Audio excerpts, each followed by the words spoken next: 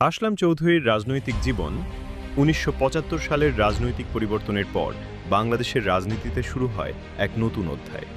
সেই প্রেক্ষাপটে তৎকালীন সেনাপ্রধান মেজর জেনারেল জিয়াউর রহমান উপলব্ধি করেন দেশের জন্য প্রয়োজন একটি শক্তিশালী রাজনৈতিক প্ল্যাটফর্ম। ১৯৭৮ সালের ৭ ফেব্রুয়ারি বিভিন্ন রাজনৈতিক নেতা ও বুদ্ধিজীবীদের সমন্বয়ে গঠনের আবেদন করা হয় একটি নতুন দল, জাগ দল। ২৩ ফেব্রুয়ারি সরকারিভাবে অনুমোদন পায় এই দল। রাষ্ট্রপতি জিয়াউর রহমানের উদ্যোগে প্রতিষ্ঠিত এই দলের প্রতিষ্ঠাতা সভাপতি ছিলেন বিচারপতি আব্দুস সাত্তার। কিন্তু সময়ের প্রয়োজনে আরও বৃহৎ রাজনৈতিক শক্তির প্রয়োজন দেখা দেয়। ১৯৭৮ সালের ১ সেপ্টেম্বর আত্মপ্রকাশ করে বাংলাদেশ জাতীয়তাবাদী দল বিএনপি। জাগ দল বিলুপ্ত হয়ে তার নেতারা যুক্ত হন এই নতুন দলে। চট্টগ্রামের সীতাকুণ্ড অঞ্চলে এই রাজনৈতিক ধারার নেতৃত্ব দেন ইসহাক কাদের চৌধুরী। তার হাত ধরেই ছাত্র রাজনীতিতে প্রবেশ করেন এক তরুণ, আসলাম চৌধুরী। ২০০৪ সালে জিয়া পরিষদের দায়িত্ব গ্রহণের মধ্য দিয়ে আনুষ্ঠানিকভাবে রাজনীতিতে প্রবেশ করেন তিনি। সাংগঠনিক দক্ষতা, সাহসিকতা এবং দলের প্রতি একনিষ্ঠতার কারণে ধীরে ধীরে উঠে আসেন তিনি নেতৃত্বের সামনের সারিতে। ২০১০ সালে তিনি নির্বাচিত হন চট্টগ্রাম উত্তর জেলা বিএনপির সাধারণ সম্পাদক হিসেবে। এরপর শুরু হয় তার সংগ্রামী পথচলা, আন্দোলন, গ্রেপ্তার, কারাবরণ। ২০১২ সালে প্রথম কারাবরণ, ২০১৩ সালে আবারও গ্রেপ্তার। কারাগার তার জন্য হয়ে ওঠে সংগ্রামের আরেক মঞ্চ।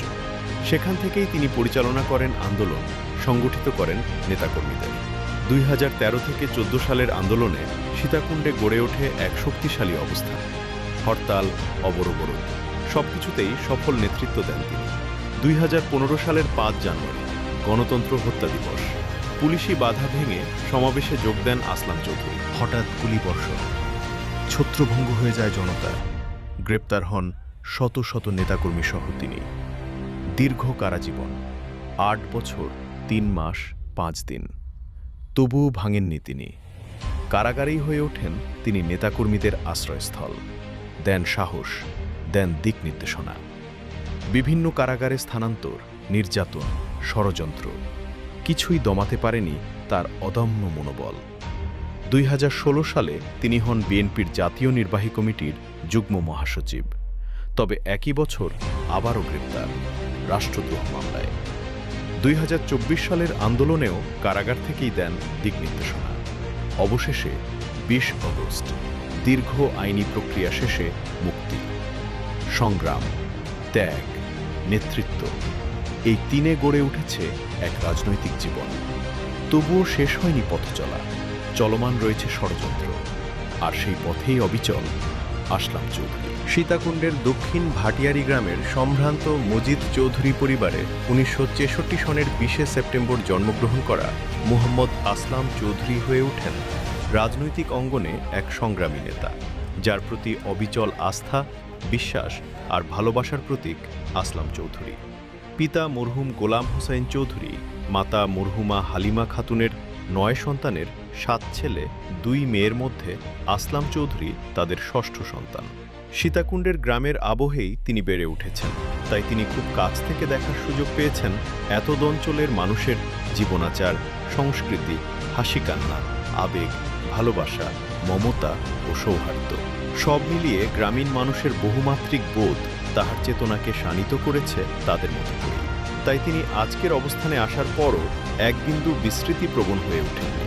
ফলে নিরবধি তাহার উপর বর্ষিত হচ্ছে এ উপজেলার মানুষের দোয়া, স্নেহ, ভালোবাসার সুভাষিস, যা তাহার চলার পথের পাথেয় হিসেবে তাহাকে প্রেরণা যোগায় নিয়ত।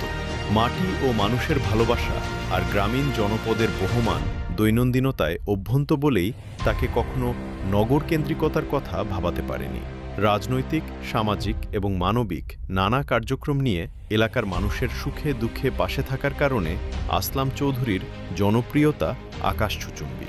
তার জনপ্রিয়তা ও গ্রহণযোগ্যতার কারণে ২০০৮ সালে অনুষ্ঠিত জাতীয় সংসদ নির্বাচনে হেভিওয়েট অনেক প্রার্থীকে বাদ দিয়ে চট্টগ্রাম ৩, সীতাকুণ্ড এবং খুলশী পাহাড়তলী আসনে বিএনপি তাকে মনোনয়ন দেন।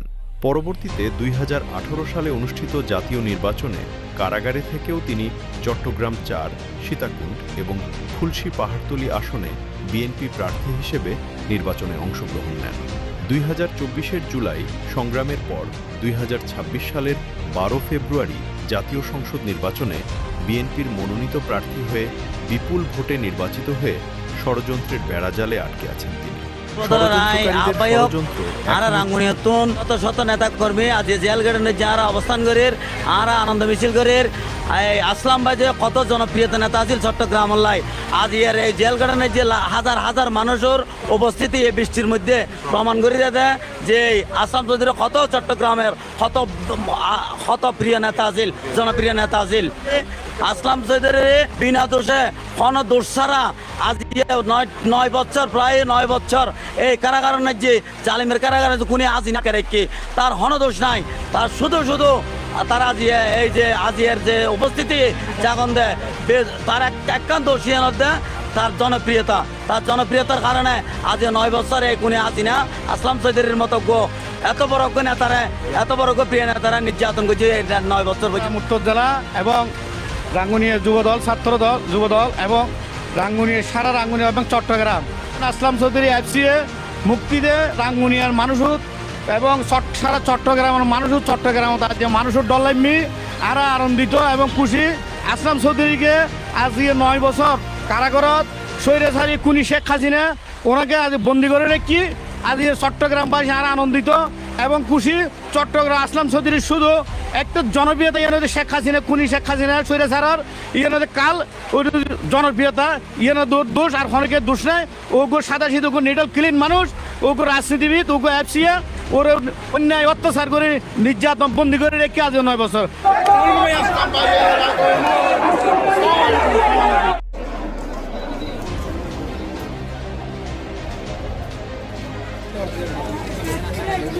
তো কোনো ভোট দেওয়ার কোনো স্বাধীনতা ছিল না। দীর্ঘ 18 বছর পর এমন একটা দিনের জন্য আমরা বক্তা করেছিলাম যার জন্য মানুষ স্বতঃস্ফূর্তভাবে অংশগ্রহণ করতে ভোট দিচ্ছে, যার ভোট সে দিচ্ছে, যার অধিকার সে আদায় করতেছে, এটাই আমাদের জন্য বড় কাম্য। সকাল থেকে মানুষ লাইনে ধরে সুন্দর ভোট দিচ্ছে, ইনশাল্লাহ অনেক সুন্দর পরিবেশে ভোট করছে।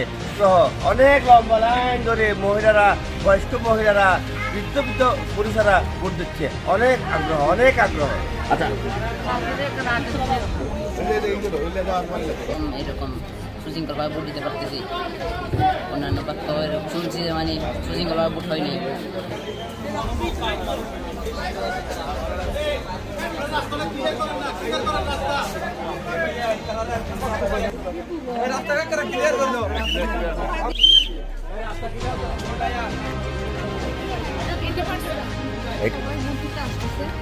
অনেক ভালো, আমি তো আগে থেকে দেখি নাই, এখন দেখছিলাম, অনেক ভালো লাগছে। আমরা দানের শীষে জয়যুক্ত হব ইনশাল্লাহ। আমাদের ভোট এখন সুন্দরভাবে কিন্তু একটু ধীর হচ্ছে, মানে সিরিয়াল হয়ে গেছে, একটু ধীর হচ্ছে। আমাদের এইখানে 2টা ওয়ার্ড, 8 নম্বর ওয়ার্ড, 9 নম্বর ওয়ার্ড, এখানে স্বতঃস্ফূর্তভাবে সকাল 7:30 থেকে অত্যন্ত স্বতঃস্ফূর্তভাবে জনগণ ভোট দিচ্ছে। এখানে কোনো প্রতিবন্ধকতার সৃষ্টি হচ্ছে না, আসা যাওয়ার কোনো ব্যাঘাত সৃষ্টি হচ্ছে না, সুন্দর ভোট হচ্ছে। এই ধরনের সুন্দর ভোট গত 17 বছর দিতে পারে নাই। এবার স্বতঃস্ফূর্তভাবে সুন্দরভাবে ভোট দিয়ে গত 17 বছরের মানুষের যেই খুব ছিল খুবটা করে এখন সুন্দরভাবে ভোট দিতেছে। সুন্দরভাবে আসছে, কোনো অসুবিধা হয়নি, সুষ্ঠুভাবে সুন্দরভাবে ভোট চলে। ঠিক আছে, ভোটটা দিতে ভালো লাগতেছে, ভালো লাগতেছে আগের ভোটের চেয়ে বর্তমান অনেক ভালো লাগতেছে। ভালো, চতুর্দিকে ভালো। আমরা ইনশাল্লাহ আশা করি সুষ্ঠুভাবে ভোট দিতে পারবো, এই আশা করি মানে আসলাম, এনে দাঁড়ালাম। এখানে আশা করি সুষ্ঠুভাবে নির্বাচন হয়েছে।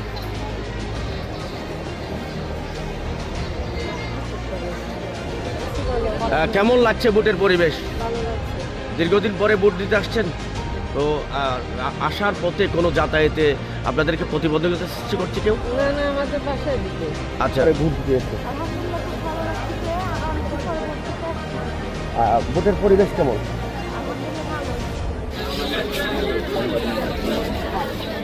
প্রাথমিক বিদ্যালয়ে আমাদের যথেষ্ট পরিমাণ ভোটার উপস্থিত আছে। কেমন পরিবেশ মনে হচ্ছে আপনার? যথেষ্ট পরিমাণ ভালো, যথেষ্ট ভালো। এখানে কোনো ধরনের উচ্ছৃঙ্খলতা নেই, সবাই শান্তি শৃঙ্খলভাবে মানে ভোট দিচ্ছে। আপনার প্রার্থী বিজয়ী হবে কত পার্সেন্ট নিশ্চিত হতে পারবেন? ইনশাল্লাহ ইনশাল্লাহ আমরা এইভাবে যদি ভোটটা যদি একটু দ্রুত কাস্ট হয়, সবাই যদি ভোট দিতে পারে, তাহলে আমাদের প্রার্থী বিপুল ভোটের ব্যবধানে জয় হবে ইনশাল্লাহ। কোন বাংলাদেশ জাতীয়তাবাদী প্রার্থী জনাব আসলাম চৌধুরী ধানের শীষের প্রধান নির্বাচনী এজেন্ট।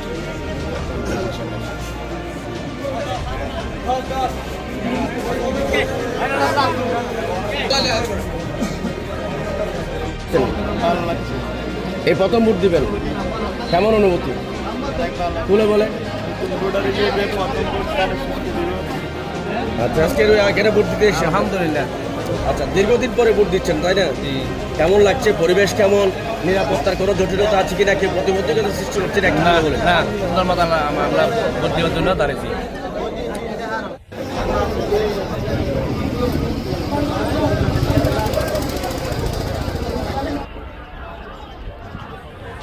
ভোটের পরিবেশ কেমন মনে হচ্ছে? খুব ভালো। আপনি আসা যাওয়ার পথে কোনো প্রতিবন্ধকতা সৃষ্টি হয়েছে? পরিবেশ আপনার কাছে খুব ভালো লাগছে? কেউ আপনাদেরকে কোনো প্রচারণা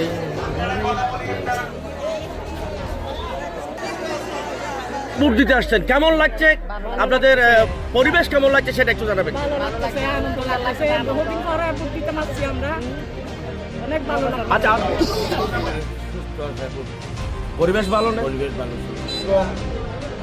ভোটার সবাই সুন্দর পরিবেশে ভোট দিচ্ছে এবারের মতন।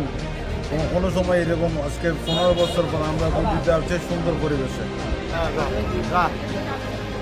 অনেক ভালো বলে, অনেক ভালো লাগছে। 17 বছর পরে আমরা এই সুন্দর পরিবেশে আছে। আচ্ছা, শান্তি আছে, শান্তি এখনো পর্যন্ত আমরা সুস্থভাবে চাই। দীর্ঘ 17 বছর পরে মানুষ স্বতঃস্ফূর্তভাবে ভোট দিতে আসতেছে, নির্বিঘ্নে নিঃসংশয়ে নির্ভয়ে এখানে ভোট দিতে আসতেছে। একের পর এক সকাল 6:30 থেকে এখানে ভোটাররা উপস্থিত হয়েছেন। মুখর পরিবেশ, শান্তিপূর্ণ উৎসবমুখর পরিবেশ।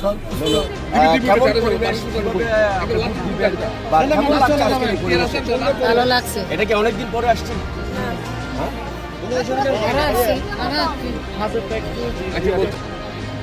কেমন লাগছে? ভোটারের উপস্থিতি কেমন মনে করছে? ভালো মনে হচ্ছে। আমরা দীর্ঘ 17 বছর পর ভোট দিতে আসছি। পরিবেশ খুব আনন্দমুখর এবং শান্তিপূর্ণভাবে আমরা ভোট দিচ্ছি। ভালো উপস্থিতি, কোনো সমস্যা নাই এবং ইনশাল্লাহ আমাদের প্রার্থী ধানের শীষ বিপুল ভোটে জয় হবে। অনেক দিন পর মানুষ ভোট দিতে পারছেন, তার মধ্যে আমিও একজন। আমি তো বিগত সময়ে 8 বছর 3 মাস 5 দিন জেলে ছিলাম, শুধু ভোটের অধিকার আদায়ের জন্য। আজকে আমার ভালো লাগছে যে মানুষ স্বতঃস্ফূর্তভাবে ভোট দিতে পারছে, মানুষের অধিকারটা প্রতিষ্ঠিত হয়েছে। এখনো পর্যন্ত নির্বাচনের পরিবেশ আমাদের এই এলাকায় ভালো আছে, তবে রাত্রে 2-1টা জায়গায় বিপক্ষ প্রার্থীরা হয়তো দখল করে নেওয়ার চেষ্টা করেছিল, কিন্তু আইন শৃঙ্খলা বাহিনীর হস্তক্ষেপের মাধ্যমে সেগুলো প্রতিরোধ হয়েছে এবং পরিবেশ এখনো স্বাভাবিক আছে।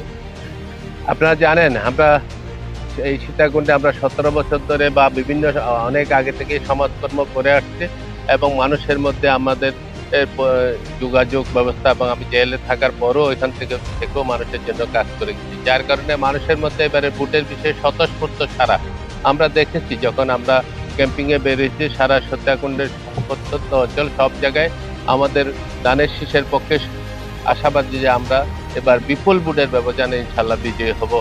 ধানের শীষ প্রতীক বিপুল ব্যবধানে চট্টগ্রাম 4 আসনে বিজয়ী হবে ইনশাআল্লাহ। আলহামদুলিল্লাহ, আমি তো অনেক বছর পরে ভোট দিয়েছি, আমার খুব ভালো লাগে।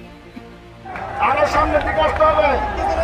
এই যে জিয়া, এদেরকে সামনের দিকে আসতে হবে। আরো সামনের দিকে আসেন, দক্ষিণ দিকে আসেন, আগামীর সময় হচ্ছে সামনের দিকে আসেন, জায়গা করে দেন আসার জন্য।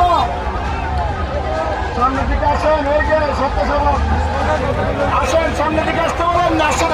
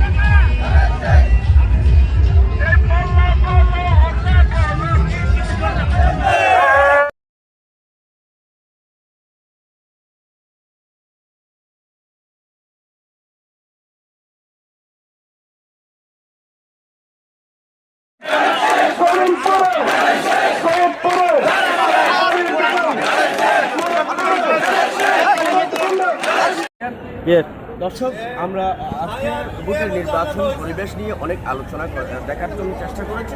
আমরা অনেক ভোটারদের সাথে কথা বলেছি, তারা জানিয়েছে বর্তমান ভোটের পরিবেশ অনেকটা নিরাপদ এবং সুস্থ পরিবেশে ভোট গ্রহণ চলছে। তারা আশা করছে এই পরিবেশটা ধরে রাখলে যাতে পরিবেশটা ভোট গণনার শেষ পর্যন্ত তারা এই পরিবেশটাকে নিয়ন্ত্রণ করতে চায়। আমরা অনেক ভোটারদের সাথে কথা বলেছি, যেগুলো আপনাদেরকে দেখানোর চেষ্টা করেছি। এই পর্যন্ত আমাদের এই নিউজ।